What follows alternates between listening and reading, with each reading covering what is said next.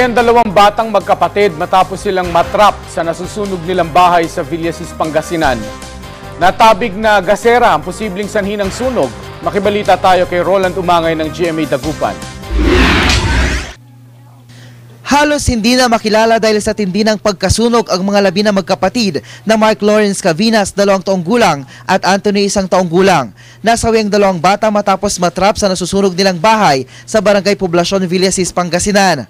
Pagtulog ng 2 bata, medyo natabig siguro na iwan na gasera malapit sa pinagtutulugan ng 2 bata, kaya doon yun ang posibilidad na pinagsimulan ng sunog.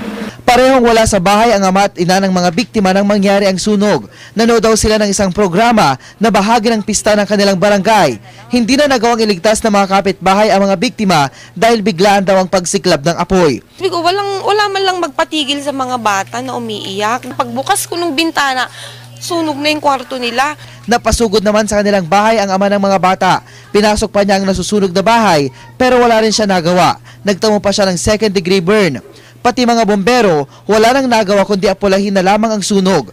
Matapos ang 30 minuto, napula ang apoy at nakita ang mga nasawing biktima. Sakit, mabigat sa loob ko.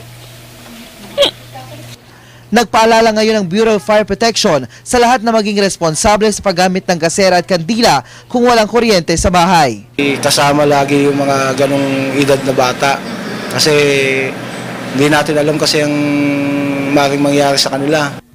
Roland Umangay, Nagbabalita, Pilipinas.